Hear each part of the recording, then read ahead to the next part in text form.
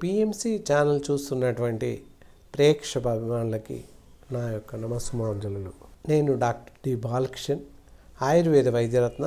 ఇంతకుముందు చాలా రకాల వ్యాధుల గురించి, జబ్బుల గురించి, నియమాల గురించి చెప్పుకున్నాము.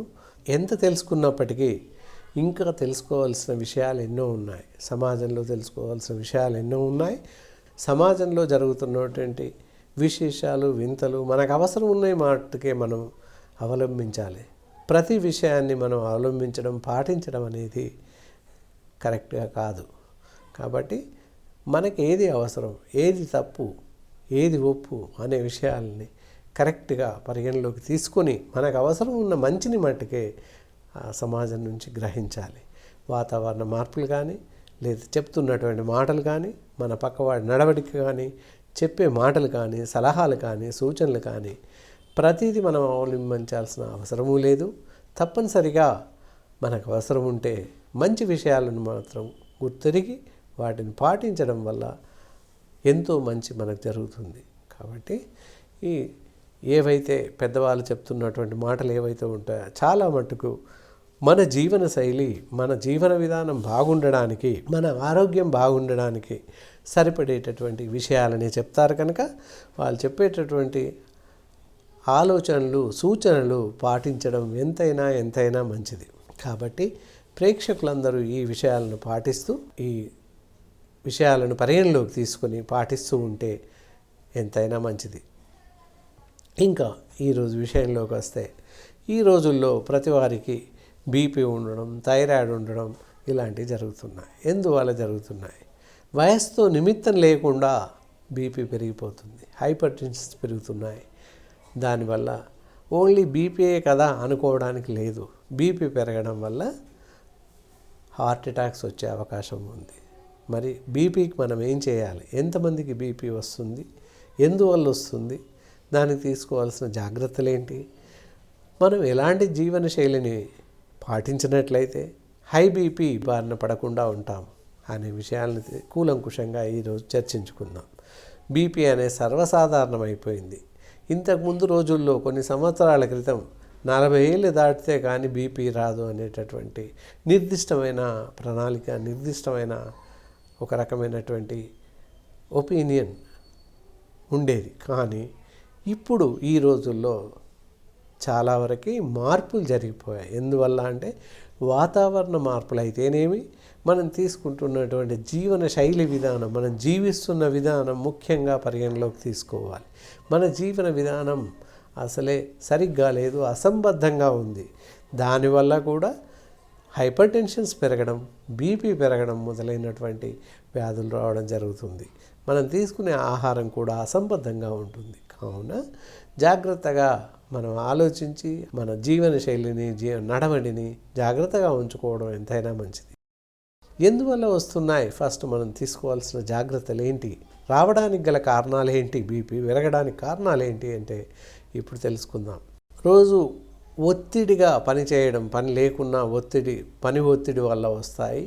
తర్వాత చేస్తున్న పనిలో కానీ, మన పై అధికారులు కానీ, లేదా ఇంట్లో చికాకులు కానీ, బయట సమాజంలో చికాకులు కానీ ఎక్కువగా పెరిగినప్పుడు హైపర్ టెన్షన్ పెరగడం, తద్వారా బీపీ పెరిగే అవకాశాలు ఉన్నాయి. అంతేకాకుండా మనం తీసుకునే ఆహారంలో లవణాలు, ఉప్పు శాతం పెరగడం, ఉప్పు ఎక్కువ తీసుకోవడం వల్ల కూడా బీపీ పెరుగుతుంది. అది కూడా ఒక కారణం. ఎవరికి తెలియని విషయం ఏంటంటే, ప్రతి మనిషికి 1 కప్పు పాలు తీసుకున్నట్లయితే ఒక రోజుకు పూర్తిగా సరిపడేటటువంటి లవణాలు, సాల్ట్ మనకి అందుతుంది. అంటే మిగతా మనం కూరగాయలలో తీసుకునేది ఎక్స్ట్రా తీసుకునేదంతా కూడా ఎక్కువ ఉప్పును తీసుకున్నట్టే అవుతుంది కదా. గమనించండి. అలాంటి పూర్తి లేకుండా తినడం మనకు కష్టమవుతుంది కనుక ఉప్పు వేసుకుంటున్నాం. కాబట్టి తక్కువ ఉప్పును వాడడం అనేది మన ఆరోగ్యానికి ఎంతైనా మంచిది. కారము, ఉప్పు మితంగా వాడడం మంచిది. ఇలా ఈ విధంగా మనకు తెలియని విషయాలు ఎన్నో ఉంటాయి. మనం తీసుకునే ఆహారంలో ఈ విధంగా రకరకాల మార్పులు చేసుకోవాలి. ఏంటంటే ఉప్పును దాదాపుగా తగ్గించాలి, కారం మితంగా వాడాలి. అలా వాడినట్టయితే హైపర్ టెన్షన్స్ పెరగవు, బీపీ పెరిగే అవకాశం ఉండదు. ఇంకా ఈ విధంగా మనం జాగ్రత్తలు తీసుకున్నట్టయితే ఆహార నియమాల్లో బీపీ అదుపులో ఉంటుంది కొంతవరకు. ఇంకా మనం ఇంకెలాంటి జాగ్రత్తలు తీసుకోవాలి అనుకున్నట్లయితే తల నూనె వాడడం ఎంతైనా శ్రేయస్కరం. ఎందువల్ల అంటే కాస్త మనం ఒక టీ స్పూన్, అర టీ స్పూన్ తల నూనె వాడినట్టయితే ప్రతిరోజు దానివల్ల హైపర్ టెన్షన్స్ రావు. హైపర్ టెన్షన్స్ రాకుండా ఉంటే బీపీ రాదు. బీపీ రాకుండా ఉంటే గుండె జబ్బులకు దారితీసే అవకాశాలు లేవు. కావున ప్రతి మనిషి ఈ తల నూనె వాడడం ఎంతైనా మంచిది. ప్రతి మనిషికి 1 కప్పు పాలు తీసుకున్నట్లయితే ఒక రోజుకు పూర్తిగా సరిపడేటటువంటి లవణాలు, సాల్ట్ మనకి అందుతుంది. అంటే మిగతా మనం కూరగాయలలో తీసుకునేది ఎక్స్ట్రా తీసుకునేదంతా కూడా ఎక్కువ ఉప్పును తీసుకున్నట్టే అవుతుంది కదా, గమనించండి. అలాంటి పూర్తి లేకుండా తినడం మనకు కష్టమవుతుంది కనుక ఉప్పు వేసుకుంటున్నాం. కాబట్టి తక్కువ ఉప్పుని వాడడం అనేది మన ఆరోగ్యానికి ఎంతైనా మంచిది. కారము, ఉప్పు మితంగా వాడడం మంచిది. ఇలా ఈ విధంగా మనకు తెలియని విషయాలు ఎన్నో ఉంటాయి. మనం తీసుకునే ఆహారంలో ఈ విధంగా రకరకాల మార్పులు చేసుకోవాలి. ఏంటంటే ఉప్పును దాదాపుగా తగ్గించాలి, కారం మితంగా వాడాలి. అలా వాడినట్టయితే హైపర్ టెన్షన్స్ పెరగవు, బీపీ పెరిగే అవకాశం ఉండదు. ఇంకా ఈ విధంగా మనం జాగ్రత్తలు తీసుకున్నట్టయితే ఆహార నియమాల్లో బీపీ అదుపులో ఉంటుంది కొంతవరకు. ఇంకా మనం ఇంకెలాంటి జాగ్రత్తలు తీసుకోవాలి అనుకున్నట్లయితే తల నూనె వాడడం ఎంతైనా శ్రేయస్కరం. ఎందువల్ల అంటే కాస్త మనం ఒక టీ స్పూన్, అర టీ స్పూన్ తల నూనె వాడినట్టయితే ప్రతిరోజు దానివల్ల హైపర్ టెన్షన్స్ రావు. హైపర్ టెన్షన్స్ రాకుండా ఉంటే బీపీ రాదు. బీపీ రాకుండా ఉంటే గుండె జబ్బులకు దారితీసే అవకాశాలు లేవు. కావున ప్రతి మనిషి ఈ తల నూనె వాడడం ఎంతైనా మంచిది. మార్కెట్లో రకరకాల హెర్బల్ ఆయిల్స్ దొరుకుతున్నాయి. దీంతో కూడా బీపీ తగ్గే అవకాశం ఉంది. కనుక ప్రతి వాళ్ళు తలకు నూనె పెట్టుకోవాలి. తల నూనె పెట్టుకోవాలి అనగానే ఎప్పుడు పెట్టుకోవాలి అని అడుగుతున్నారు ఈ రోజుల్లో. ఏంటంటే తల నూనె వాడేది ఉంటుంది, వాడాల్సిన అవసరం ఉందని చాలామందికి తెలియదు అసలు. ఏదో స్టైల్ కోసం ఎప్పుడో ఏ ఆదివారాలు రాత్రిపూట పెట్టి పడుకోవడం, లేదా ఆయిల్ పెట్టి పావు గంటకి తలస్నానం చేయడం జరుగుతుంది. అలా కాదు, ఉదయం పెట్టుకుంటే మళ్ళీ రేపు ఉదయమే పెట్టుకోవాలి. తలస్నానం వారంకి ఒకసారి మాత్రమే చేయాలి. ఆడవాళ్ళ విషయంలో 5 నుండి 6 మార్లు చేయవచ్చు. కానీ మిగతా వాళ్ళంతా కూడా వారంకి ఒకసారి తలస్నానం చేయడమే శ్రేయస్కరం. తలస్నానానికి కూడా హై హెరిడిటరీ షాంపూస్ వాడకూడదు. ఎలాంటి షాంపూస్ వాడకపోవడమే శ్రేయస్కరం. షాంపూస్ కూడా చాలా కీడు చేస్తున్నాయి మనకి. దానివల్ల తలపైన ఉండేటటువంటి సన్నటి పొర, ఉల్లి పొర లాంటి పొర ఉంటుంది మనకు వెంట్రుకల కింద. ఆ పొర చిట్లిపోయి దాని ద్వారా ఎక్కువ కేశాలు ఊడిపోవడం. జుట్టు మన అందం కోసం కాదు, వాస్తవానికి మనకు కేశాలు తల నిండుగా ఉన్నట్లయితే వాతావరణంలో వచ్చేటటువంటి మార్పులు, ఎండ నుండి, వాన నుండి, చలి నుండి మన మెదడును కాపాడుతాయి. ముఖ్యంగా మెదడు పరిరక్షణ కోసమే ఈ జుట్టు ఉంటుంది. కాబట్టి అందువల్ల కూడా కేశ సంరక్షణ అనేది చాలా ముఖ్యం. అందుకే అంటారు తైల సంస్కారం లేని జుట్టు అని అంటారు. అంటే అసంబద్ధంగా ఉంటుంది, చూస్తే జీవం లేనట్టుగానే కనిపిస్తుంది తల నూనె పెట్టకపోతే. తల నూనె పెడితే చాలా స్మూత్గా నిగనిగలాడుతూ జుట్టు కనిపిస్తుంది.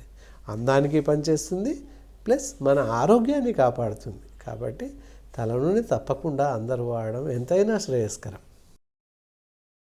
ఇంకా దీనివల్ల చుండ్రు రావడం, జుట్టు ఊడిపోవడం అనేది కూడా క్రమేపీ తగ్గుతుంది. కాబట్టి తప్పకుండా ఈ నూనె వాడండి.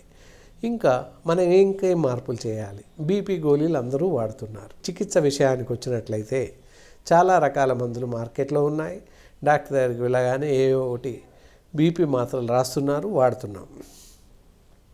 ప్రారంభంలో 20 mg 25 mg వాడుతున్నారు. కొంతకాలం పోయాక 40 mg, కొంతకాలం పోయాక ఉదయం 40, మళ్ళీ సాయంత్రం 20 mg, ఇలా ఈ విధంగా మాత్రల శాతం, మందుల శాతం పెరుగుతూ ఉంది. బీపీ పేషెంట్స్కి వాడుతున్నటువంటి బీపీ మాత్రలు, బీపీని అదుపులో ఉండడానికి వాడుతున్నటువంటి మాత్రల వల్ల కూడా కొన్ని రకాల హెరిడిటరీ రియాక్షన్స్ జరుగుతున్నాయి. మందులు పనిచేయక ఎక్కువ మోతాదులో మందు వాడడం వల్ల శరీరానికి హాని జరుగుతుంది. కొన్ని సందర్భాల్లో ఇంటెస్టైనల్ డిజార్డర్స్ వస్తున్నాయి, అంటే జీర్ణాశయ వ్యాధులు. అది కాకుండా గుండె జబ్బులు కూడా వస్తున్నాయి. మనం బీపీ ట్యాబ్లెట్ వాడినప్పటికీ కొన్ని రకాల గుండె జబ్బులు వస్తున్నాయి. ఎందువల్లనంటే ఆ వాడుతున్నటువంటి మందుల ప్రభావం వల్ల. మరి మందులు వాడకపోతే బీపీ అదుపులో ఉండదు కనుక 1కి 2 మందులు వాడడం, 2కి 3 రకాల మందులు వాడడం, డోస్ పెంచి వాడడం, ఇలాంటి ఇత్యాది విషయాల వల్ల, మాత్రలు వాడడం వల్ల బీపీ అదుపులో ఉండక కొన్నిసార్లు హైపర్ టెన్షన్స్ అయ్యి, కొన్నిసార్లు ఇంకా విపరీతమైనటువంటి లక్షణాలు ఏర్పడి మనిషి నిద్రలోనే చనిపోయిన సందర్భాలు కూడా ఉన్నాయి. కాబట్టి బీపీ మాత్రలు వాడుతున్నాం, కంట్రోల్లో ఉంది అనుకోవడానికి లేదు. ప్రతి నిమిషం, ప్రతిరోజు, ప్రతి నెల, మినిమం తక్కువలో ప్రతి నెల బీపీ తప్పకుండా మానిటరింగ్ చెకప్ చేయించుకోవాలి. నార్మల్గా ఉందా లేదా చూసుకోవాలి. బీపీని అదుపులో ఉండడానికి వాడుతున్నటువంటి మాత్రల వల్ల కూడా కొన్ని రకాల హెరిడిటరీ రియాక్షన్స్ జరుగుతున్నాయి. మందులు పనిచేయక ఎక్కువ మోతాదులో మందు వాడడం వల్ల శరీరానికి హాని జరుగుతుంది. కొన్ని సందర్భాల్లో ఇంటెస్టైనల్ డిజార్డర్స్ వస్తున్నాయి, అంటే జీర్ణాశయ వ్యాధులు. అది కాకుండా గుండె జబ్బులు కూడా వస్తున్నాయి. మనం బీపీ ట్యాబ్లెట్ వాడినప్పటికీ కొన్ని రకాల గుండె జబ్బులు వస్తున్నాయి. ఎందువల్లనంటే ఆ వాడుతున్నటువంటి మందుల ప్రభావం వల్ల. మరి మందులు వాడకపోతే బీపీ అదుపులో ఉండదు కనుక 1కి 2 మందులు వాడడం, 2కి 3 రకాల మందులు వాడడం, డోస్ పెంచి వాడడం, ఇలాంటి ఇత్యాది విషయాల వల్ల, మాత్రలు వాడడం వల్ల బీపీ అదుపులో ఉండక కొన్నిసార్లు హైపర్ టెన్షన్స్ అయ్యి, కొన్నిసార్లు ఇంకా విపరీతమైనటువంటి లక్షణాలు ఏర్పడి మనిషి నిద్రలోనే చనిపోయిన సందర్భాలు కూడా ఉన్నాయి. కాబట్టి బీపీ మాత్రలు వాడుతున్నాం, కంట్రోల్లో ఉంది అనుకోవడానికి లేదు. ప్రతి నిమిషం, ప్రతిరోజు, ప్రతి నెల, మినిమం తక్కువలో ప్రతి నెల బీపీ తప్పకుండా మానిటరింగ్ చెకప్ చేయించుకోవాలి. నార్మల్గా ఉందా లేదా చూసుకోవాలి. మా ఉద్దేశం ప్రకారం అయితే బీపీలో వాడుతున్న మాత్రలు 3, 4, 2, 3 వాడుతూ ఉంటారు. అలా కాక అవన్నీ కూడా చాలా రకాల విరుద్ధ ప్రభావాలు, రియాక్షన్స్ మన మానవుని శరీరం పైన చూపిస్తాయి. కావున ఆయుర్వేద డాక్టర్లు బీపీకి సరిపడేటటువంటి మందులు మేము ప్రిస్క్రైబ్ చేస్తాము. ఇవి కూడా తప్పకుండా వాడాల్సిన పరిస్థితే, కానీ ఎలాంటి విష ప్రభావం కానీ, రియాక్షన్స్ కానీ మన శరీరం పైన చూపించవు. ఇతరత్ర మాత్రలు, వేరే మాత్రలు, అల్లోపతి మాత్రలు ఏవైనా వాడినట్లయితే గుండె పైన ప్రభావం చూపిస్తాయి. అలా కాక కిడ్నీస్ పైన కూడా ప్రభావం చూస్తాయి. కాబట్టి గుర్తెరిగి బీపీ మాత్రల్ని ఆయుర్వేద సైడ్ వాడడం ఎంతైనా మంచిది. చాలామందికి ఈ విషయం తెలియదు. ఆయుర్వేద వైద్య విధానంలో బీపీకి మాత్రలు ఉన్నవని, లేదా గుండె జబ్బులకు మాత్రలు, మందులు ఉన్నవని చాలామందికి తెలియదు. ఒక రకమైన అపోహ కూడా ఉంది. ఆయుర్వేద మందులు వాడడం వల్ల వేడి చేస్తుందని, ఇంకేదో ప్రాబ్లం ఉంటుంది, లేదా తొందరగా పనిచేయవని అనేటటువంటి అపోహ ఉంది. అది ఎంత మాత్రమూ నిజం కాదు. కాబట్టి మంచి అనుభవజ్ఞులైన ఆయుర్వేద వైద్య నిపుణులను సంప్రదించి ఈ బీపీ ఉన్న సమయంలో వారు సూచించినటువంటి మందులు వాడినట్లయితే మీకు బీపీ అదుపులో ఉంటుంది. జీవన పర్యంతం మీ బీపీ మీ అదుపులో ఉంటుంది. ఎలాంటి ప్రమాదం ఉండదు. కొంతకాలం వాడాక 2-3 months వాడగానే వాడుతున్నటువంటి మందుల మోతాదు కూడా తగ్గించే అవకాశం ఉంది. ఒక 1-2 సంవత్సరాలు వాడాక బీపీ మాత్రలు పూర్తిగా ఆపేసిన సందర్భాలు కూడా ఉన్నాయి. చాలామందికి బీపీ మాత్రలు ఆపేశాము, అయినప్పటికీ చాలా జెన్యూన్గా, చాలా ఆరోగ్యంగా బీపీ ఇప్పటికీ అదుపులోనే ఉంది. వారికి ఎలాంటి ప్రమాదం లేదు. కావున ఇలా అవగాహనతో ఆయుర్వేదంలో మంచి వైద్యం ఉంది, బీపీ కూడా ఔషధాలు ఉన్నాయని గుర్తెరిగి మీరు ఆలోచించి అవలంబించి మాలాంటి ఆయుర్వేద వైద్యులను కలిసినట్లయితే మీకు బీపీ పెరగకుండా తద్వారా వచ్చేటటువంటి జబ్బులను నివారించే అవకాశం ఎంతైనా ఉంది. కాబట్టి సమయానుకూలంగా మరి బీపీ వచ్చిందని మీకు ఎలా తెలుస్తుంది, బీపీ ఉందని మీకు ఎలా తెలుస్తుంది అనడానికి సిమ్టమ్స్ మనకు ఎలాంటి కారణాలు ఫిజికల్గా కనిపిస్తాయి మీకు మీరుగా గుర్తించడానికి అని అనుకున్నట్టయితే గమనిక లక్షణాలు ఎలా ఉంటాయి ఏంటంటే, ఈ కాస్త ఒళ్ళు తిప్పినట్టు అవ్వడం అలాంటివి జరుగుతాయి. లేదా అసలు ఏం తెలియదు, కొంతమందికి బీపీ ఉన్నట్టుగానే తెలియదు. తీరా మా వద్దకు వచ్చాక చూసేటప్పటికి 160, 170, 180 ఉంటుంది. ఎందువల్ల ఉంటుంది తెలియదు. కొంతమంది సైలెంట్గా అన్నమాట, సైలెంట్ కిల్లర్ అంటారు, ఆ విధంగా ఉంటుంది. వాళ్ళకి ఎప్పుడూ ఉండదు, జీవితంలో ఉన్నట్టే తెలియదు, తీరా చూస్తే ఉంటుంది. కొందరు అనుకుంటారు ఎక్కువగా అరిస్తే, గట్టిగా మాట్లాడితే, కోపంగా వస్తే వాళ్ళకి బీపీ ఉందని అనుకుంటాం, కానీ వాళ్ళకు ఉండదు. మామూలు వాళ్ళకు కూడా ఉంటుంది. టెన్షన్స్, ఇంటర్నల్ టెన్షన్స్ ఉంటాయి, బయటపడరు, ఏం మాట్లాడరు, అయినప్పటికీ వాళ్ళకి బీపీ పెరిగిపోతుంది, మూత దాటిపోతుంది. ఒకటి మనం చేయాల్సింది, ప్రతినిత్యం ప్రతి 6 నెలలకు మారు మనం ఆరోగ్యంగా ఉన్నప్పటికీ వైద్యులను సంప్రదించడం వల్ల బీపీ ఎక్కువగా ఉందా తక్కువగా ఉందా అనేది చూసి, ఒకవేళ ఎక్కువగా ఉన్నట్లయితే మంచి ఔషధాన్ని సూచిస్తాము. మేము బీపీ కొరకి ఒకే ఒక రకం మాత్రను వాడిపిస్తాము, ఇంకా ఇత్యాది మాత్రలు ఉండవు. అది వాడినట్లయితే బీపీ పూర్తిగా రక్తపోటు అదుపులో ఉంటుంది. ఇత్యాది రకాలైనటువంటి సైడ్ ఎఫెక్ట్స్ ఉండవు. వేరే రకమైనటువంటి ఆర్గాన్స్ మీద, వేరే ఇతరత్ర అవయవాల మీద ఎలాంటి ప్రభావం చూపించవు. కాబట్టి మీరు ఈ జాగ్రత్తలు తీసుకొని ఆహార నియమాలను పాటిస్తే ఎంతైనా మంచిది. ఈ విధంగా వాడడం వల్ల మీకు వచ్చేటటువంటి రక్తపోటు నియంత్రణలో ఉంటుంది. దాని ద్వారా వచ్చేటటువంటి ఇతరత్ర జబ్బులు రాకుండా మిమ్మల్ని మీరు కాపాడుకుంటారు.